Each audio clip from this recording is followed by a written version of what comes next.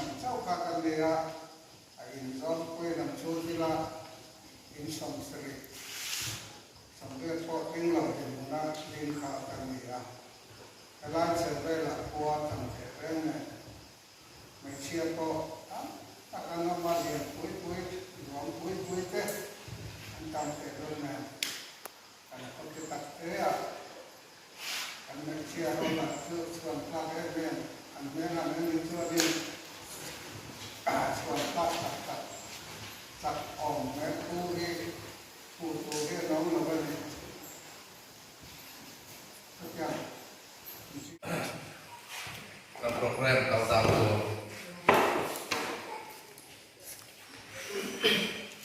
untuk ngapun relo te akhir konsep mangku ke konsol upah tel tina BCM tel saya wes konsol mengat sumitua profil handale susoi to isoi durin coaching staff tentang no primuna cuan sumitua Presiden lekha kuning PA soitoi soitu tham apa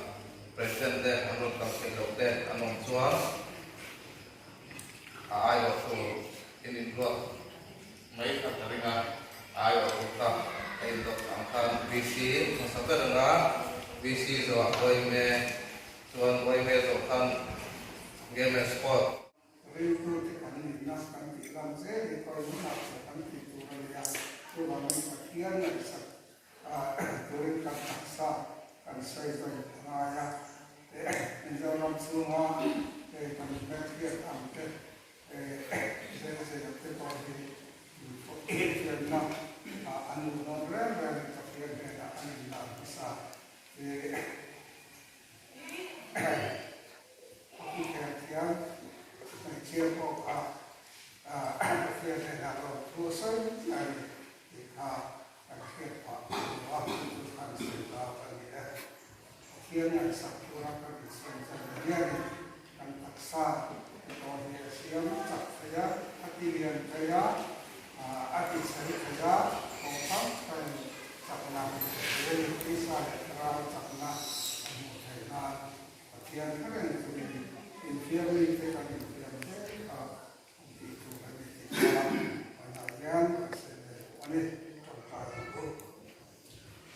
Lapa, kemudian tanpa takwa ini, kemudian katakan lama ini Islam kita perlu mengikuti takwa, mengikuti engkar, kania, karena barusan kan siapa yang kita kanilo, saya kampo kanilo. हमारा फूल है इंडिया हम मौतों दरा पतंग को छिंदू पापा करना इंडिया इंडिपेंडेंट डे गवर्नमेंट अभियान कुछ kami sekitar nekna ansanawa अभियान namin mungkin kami mana kita dia sangatnya Lektu dikecil kan kabe sampai marasona kan dia anunya mi namle mi musik lekar se kan dia kan terjadi macam soalnya siap lawa tanpa itu Allah nanti oh anunya sungai pai kan dia tentu mengatu banyak tu Isa kawera o yan kanla matraman hangyan pulhuwa kanati kanti kanila ele itkaito tok il kan pasa aniya lai kara lalpa nangin induwa in mga ema ina sakali anak siyempre in yawa yung pulu kansunin lalpa dekatiyang din taksa saya turin insai saya kita dia itu be saya lagi unri tak tam kenang buaya bukan ten media itu masuk dia ni nak जैसे बिल्कुल ये मिडिता alam sa minit ka katsuya sa kapzukua sangkua panga minit ka kankuwa amita nga siyarin uminhi akum sampumna day ka ni kumale umina day ka boyki kan bangto ani suan umsang di sokti panga sunga office biar ten admin kalampir alaudit may sila at menetapkan Presiden Puro Tiap Lima Vice President Pu Benzabina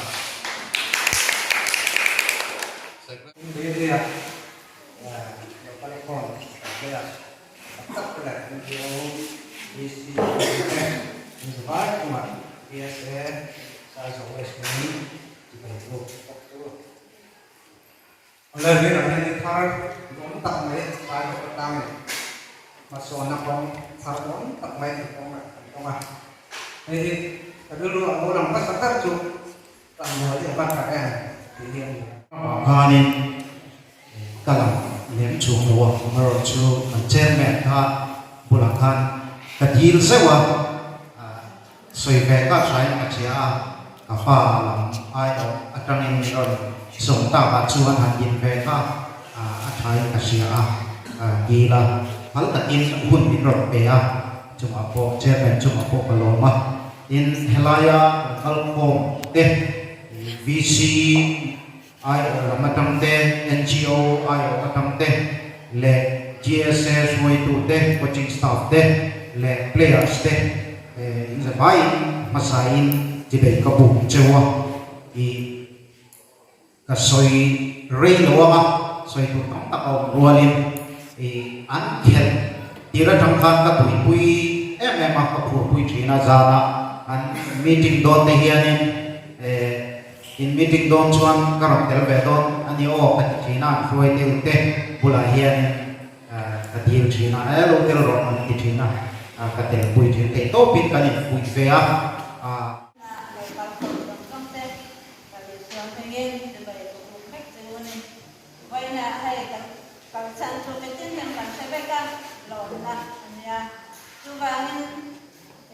Sam ni som ni pama independent gaya mai chia tam bian lom nang ko te ben thea u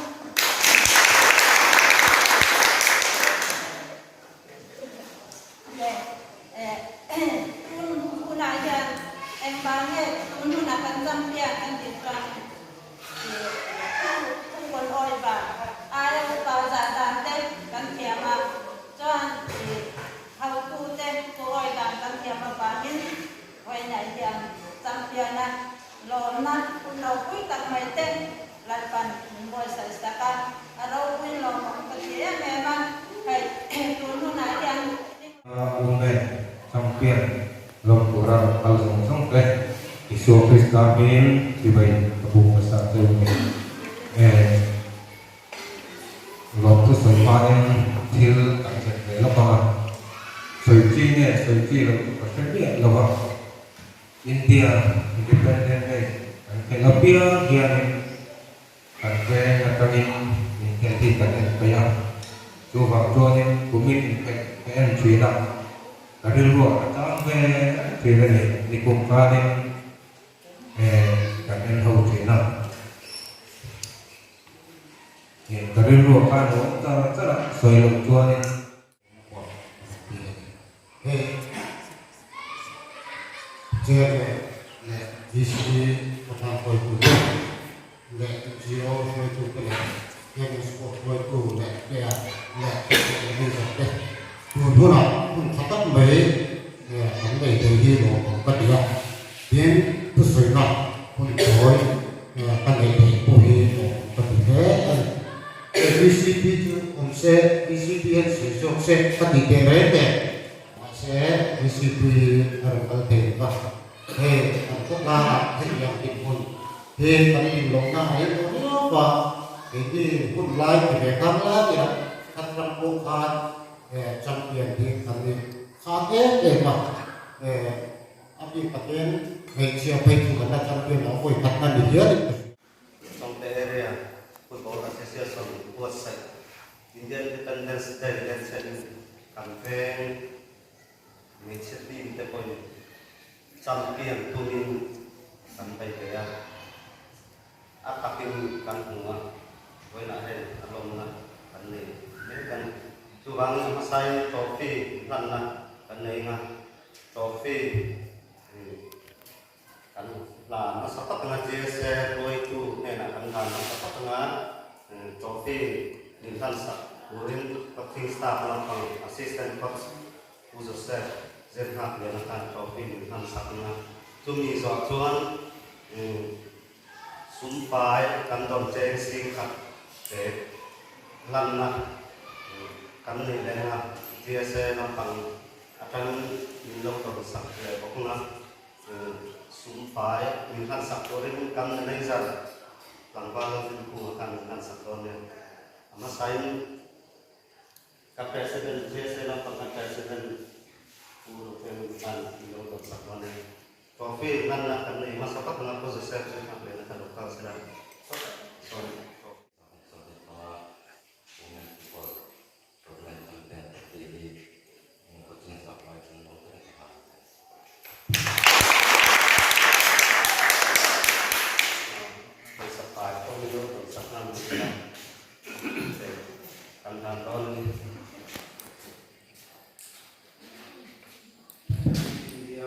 India Independence Day sampai ke bangga football champion Malaysia Jeng Cup lo tapi bangga Aceh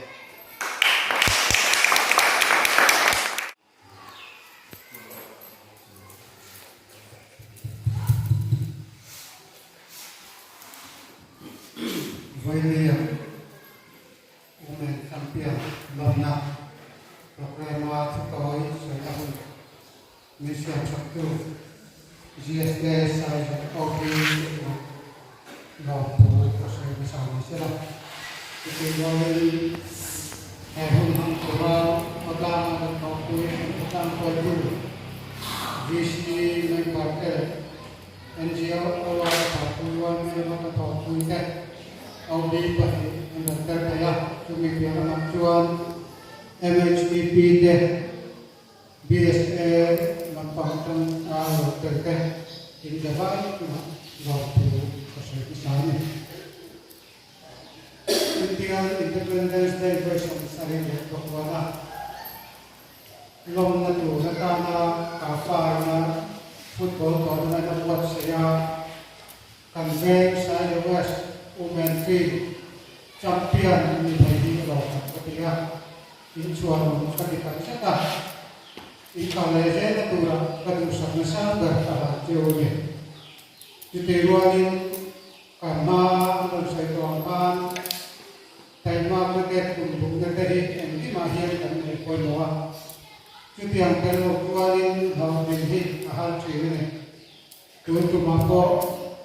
coaching staff report kami akan itu orang Insen kan sen ini kerja kan kota di bawah itu ini jika kasih hidup bapak tuanin hai boleh ya kabar saya hai program bantu tuh min kan tambah tak meh dengan sano ketika di palang sampai seperti memang kan baik saya kan kalau itu kan sesuatu yang ini itu lagi luar Jurwangin Nakum Patiaja Anam Tuan Nakum Independence Day kalau kita lalu tanya kan VCP ayo inasyarakat Infiamna Tuan tema ipoi mo memang ekserlak cuti yang cu kontakan lengkap ipoi mo voi kan championa kan komplain kan kang dihiau memang champion tim teknik kasih buka tema insur jual mereka kabel sepok jauh kan kota ini kami tak makan ain tua lain pasal tak jauh insur sering verjak kami cuti yang para tuanin kafan raya in pisiar na yang tam trong kekan tuan anigera hai champion tuanin berfe yang ada cuti yang diguna di teknika di sini kesayangan itu adalah ini kesayangan tuanin pual Midang kita yang kerja pakai players kita kan kerja ketan doa fitness menjadi calon tinggal kita kan fitness dan tujuan ekserlap sampai maya untuk apa sih gaming kera champion ini di kapan saya fitness dan calon kai kan fitness kesan sudah Icon Pensang Perdona 101 2 0 ini don này chu vangin chakwa lian put puite khang lo wai kha ti thai kha ya pi ke ba in ti thai kha ai nam rak ani an ai na sa jo ki ti ti thai ani ti kha kan shet tha ko poi mo em ve ma ti te ruan chuan kai ma ni thai na ri ko te lo kan in ti ane ring tu kan ni agin pathian kan ta kham lo poi wa rat le nam din chuan te lo lim te ani ti kan shet acha ani voi ni lai puna hun chotak mai an bang thaya ve huna lo te jong sak te kan malam hun apo kan thai tok chua kan kholang kana hun manga ta le jung se na kan ti thai tok kholang kan thai tok chua tu ni se tu rin ka so mal bok cheu ni ka ro me kan GSA President kan untuk sila World Meeting Long Puina Empat kan segala.